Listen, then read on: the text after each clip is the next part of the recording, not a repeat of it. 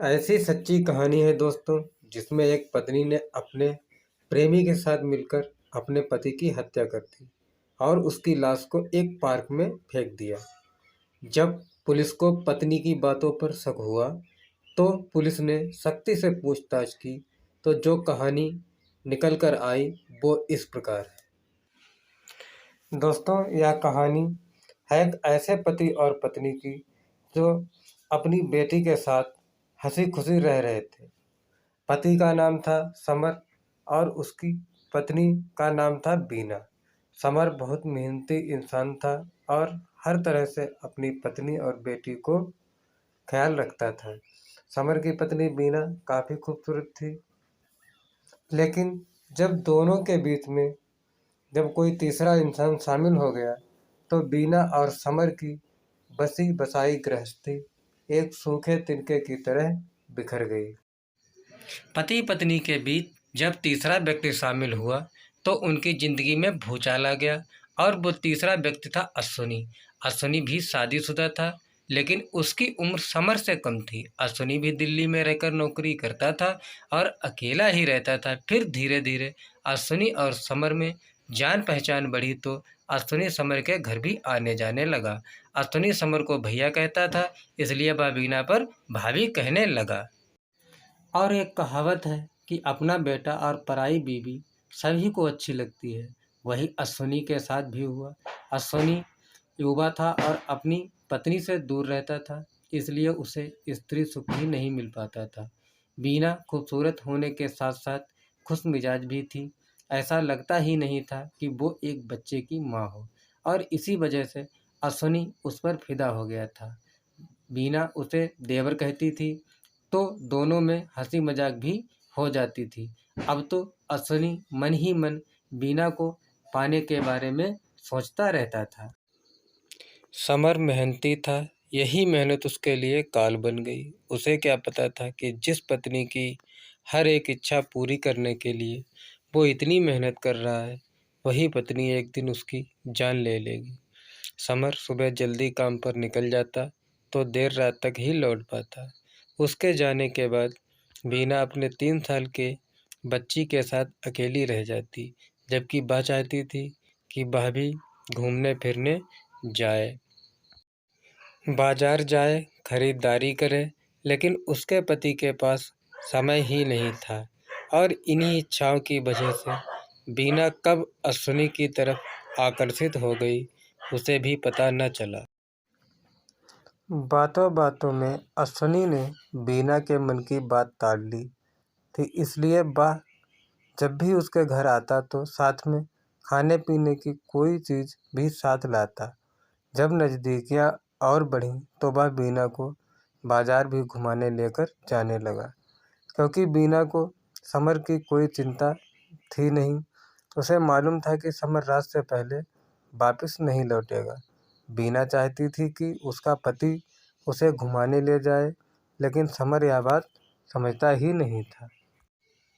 इस प्रकार बीना के मन में अश्विनी के प्रति प्रेम और समर के प्रति नफरत बढ़ने लगी। अब बीना अश्विनी की खूब खातिरदारी करने लगी। समर ने एक दिन देखा कि बीना नए फैशन का सलवार सूट पहने है, तो उसने पूछा, सूट तो बहुत अच्छा है, लेकिन इसे तुमने कब लिया? बीना ने कहा कि ये सूट उसे अश्विनी ने दिलवाया है। तो समर ने गुस्सा होते हुए कहा कि उसके यहाँ ऐसी कौन सी खुशी हो गई जो उसने तुम्हें सूट दिया? यह जरूरी तो नहीं कि कोई खुशी हो तो ही कोई चीज़ दी जाए। मैं उसकी भाभी लगती हूँ, इसलिए ये कपड़े खरीद कर दी। बीना बोली, तुम तो कोई चीज़ लाकर देते नहीं। इन सब के लिए दिल होना चाहिए, जो तुम्हारे पास नहीं है। तुम केवल पैसे के पीछे भागना जानते हो। बीना ने ताना मारा। पत्नी की इन बातों को सुनकर समर सन्न रह गया। यह बदलाव अश्विनी के आने जाने के बाद आया है। उधर अश्विनी जल्द से जल्द बीना को पाना चाहता था। एक दिन दोपहर के समय अश्विनी बीना के घर आया, लेकिन वह उसे दिखाई नहीं दी। उसने आवाज़ दी तो बीना बाथरूम में नहा रही थी। थोड़ी देर बाद बीना बाथरूम से बाहर निकली तो अश्विनी उठकर बैठ गया। बीना केवल ब्लाउज और पेटीकोट पहने थी। उसका पूरा जिस्म पानी से भीगा हुआ था। उसकी देह को देखकर उसकी आंखें फटी की फटी रह गईं। शरीर से चिपके ब्लाउज से उसके वक्ष उबाल मार रहे थे। बड़े गले का ब्लाउज होने की वजह से वे आधे से अधिक दिखाई दे रहे थे। बीना ने तुरंत उसकी नज़रों को भांप लिया, फिर भी नासमझ होते हुए बोली, क्या हुआ अश्विनी? तुम इस तरह क्या देख रहे हो? भाभी, क्या बताऊं मैं क्या देख रहा हूँ? आप इस समय कयामत ढा रही हो। तो बीना बोली, मुझ में ऐसा क्या है जो मैं कयामत ढा रही हूँ?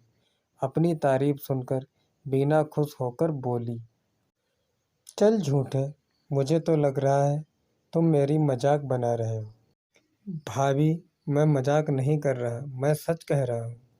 आज आप किसी न किसी पर बिजली जरूर गिराएंगी। अब पता नहीं वह खुशनसीब कौन होगा। बीना बोली, तुम बचकर रहना, तुम्हारे ऊपर ही न गिर जाए। फिर अश्विनी बीना के पास आकर बोला, भाभी, मेरे ऊपर तो तुम बिजली उसी दिन गिरा चुकी हो जब मैंने आपको पहली बार देखा था। तभी से मैं तुम्हारे प्यार की आग में जल रहा हूँ। मैं कब से इंतजार कर रहा हूँ कि कब आप मेरी उस आग को ठंडी कर दें। अश्विनी तो बीना को किसी तरह पाना चाहता था। जब बीना ने उसके मुंह से ऐसी रोमांटिक बातें सुनी तो उसके जिस्म में गुदगुदी सी होने लगी।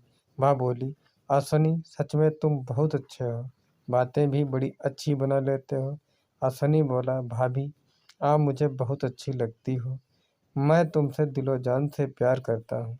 अश्विनी की ऐसी बातें सुनकर बीना मदमस्त होने लगी। अब उसे अश्विनी के अलावा कुछ भी दिखाई नहीं दे रहा था। वह अश्विनी की बाहों में समाती चली गई। बीना बोली, अश्विनी, तुमने पता नहीं मेरे ऊपर ऐसा क्या जादू कर दिया है कि मेरा भी मन तुम्हारे बिना नहीं लगता। तुमने कब मेरे दिल में अपना घर बना लिया, मुझे पता ही नहीं चला। सच भाभी, अश्विनी खुश होते हुए बोला, हाँ, मैं सच कह रही हूँ। अगर विश्वास ना हो तो खुद मेरे दिल की धड़कनों को सुन लो। कहकर बीना ने अपने बच्चे उसके कानों से सटा दिए। पल भर बाद अश्विनी सिर हटाते हुए बोला, भाभी, बिल्कुल सच। आपकी तो हर धड़कन पर मेरा ही नाम है। अब आप मेरी धड़कनों में अपना नाम सुनो। कहकर अश्विनी ने अपने होंठ बीना के होंठों पर रख दिए। बीना सिहर कर उससे लिपट गई। अश्विनी का एक हाथ उसकी कमर तक पहुंच गया तो दूसरा हाथ उसके बच्चों को सहलाने लगा। बीना ने अपनी आंखें बंद कर लीं। अश्विनी उसे उठाकर बेड पर ले गया और बेड पर लिटा दिया। अश्विनी बीना के एक एक अंग पर चुंबन करने लगा। बीना भी मदहोश हो चुकी थी। उसके हाथ अश्विनी की देह से खेल रहे थे। धीरे धीरे दोनों के जिस्म पर एक भी कपड़ा नहीं रह गया। अब दोनों की सांसें तेज होने लगीं।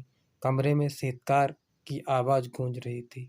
जब दोनों अलग हुए तो दोनों संतुष्ट हो चुके थे। इससे साफ था कि उन्हें अपने किए पर जरा भी पछतावा नहीं था। अब तो बीना अश्विनी की दीवानी हो चुकी थी। इसके बाद जब भी दोनों को मौका मिलता, दोनों जी भरकर अपने जिस्म की प्यास बुझाते। इधर बीना के पति समर ने महसूस किया कि बीना अब पहले जैसी नहीं रही। वह न पहले की तरह उससे शारीरिक संबंध बनाने को उत्सुक रहती है और ना ही उससे वैसी बातें करती है। इसके लिए वह अश्विनी को दोषी मानने लगा। तब उसने बीना से कहा कि वह अश्विनी को घर न आने दे, लेकिन बीना तो उसके बिना रह नहीं सकती थी, इसलिए उसने अश्विनी को मना नहीं किया। अश्विनी का जब घर आना जाना बंद नहीं हुआ तो वह बीना से लड़ने झगड़ने लगा और उसकी पिटाई भी करने लगा। इसकी आवाज़ मकान मालकिन तक भी पहुंचती थी तो वह कई बार उन्हें समझाने भी आई। समर को विश्वास हो गया था कि बीना के अश्विनी के साथ अवैध संबंध है, इसलिए वह उसकी बुराई नहीं सुनती। उधर पति की रोज रोज की मारपीट से बीना तंग आ चुकी थी। अब वह उससे छुटकारा पाना चाहती थी। उसने यह बात अश्विनी को बताई तो अश्विनी ने कहा कि वह उसके प्यार के लिए कुछ भी कर सकता है। बीना ने कहा अब समर को ख़त्म करना पड़ेगा। वह उससे हमेशा हमेशा के लिए छुटकारा चाहती है। यह नहीं रहेगा तो कोई रोकने टोकने वाला नहीं होगा। इसने तो जीना हराम कर दिया है। ठीक है, जब तुम कहती हो तो मैं मौका देकर उसे ठिकाने लगा दूंगा, अश्वनी बोला। उसके बाद अश्वनी मौके का इंतज़ार करने लगा। एक दिन शाम को समर घर लौटा तो किसी बात को लेकर बीना से झगड़ने लगा। बात बढ़ने पर उसने बीना की पिटाई कर दी। उसी समय बीना ने निश्चय कर लिया कि आज वह इसका काम तमाम करके ही सोएगी। खाना खाकर समर जल्दी सो गया तो उसने फ़ोन करके अश्वनी को बुला लिया। लगभग 10 बजे के आसपास अश्वनी बीना के कमरे पर पहुंचा तो बीना ने उसे पूरी बात बताई। बीना की बात सुनकर अश्वनी को गुस्सा आ गया। वह सोते हुए समर को मारने पीटने लगा। इससे पहले कि समर बेड से उठ पाता, अश्वनी अपने दोनों हाथों से उसका गला पकड़कर दबाने लगा। बीना ने उसके दोनों पैर पकड़ लिए थे, इसलिए वह बेबस हो गया। थोड़ी देर में उसका खेल खत्म हो गया तो दोनों ने उसे छोड़ दिया। समर की मौत के बाद बीना ने राहत की सांस ली। उनके पास कोई साधन नहीं था जिसमें लाश डालकर वे कहीं दूर फेंकने जाते, इसलिए वे सुनसान होने का इंतजार करने लगे। आधी रात के बाद रास्ता सुनसान हो गया तो अश्वनी और बीना समर की लाश उठाकर मस्जिद के पीछे स्थित पार्क में डाल आए ताकि उन पर कोई शक न करे।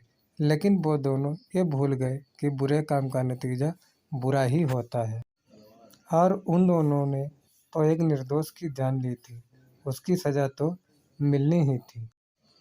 और दोस्तों, पुलिस ने शक के आधार पर उसे पकड़ ही लिया। बीना के बयान के आधार पर पुलिस ने अश्वनी को भी उसी दिन गिरफ्तार कर लिया।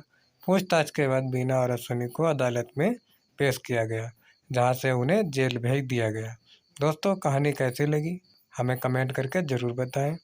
और दोस्तों, अभी तक आपने चैनल को सब्सक्राइब तो किया ही नहीं तो दोस्तों ज़्यादा मत सोचो, सब्सक्राइब करने के कोई पैसे नहीं लगते।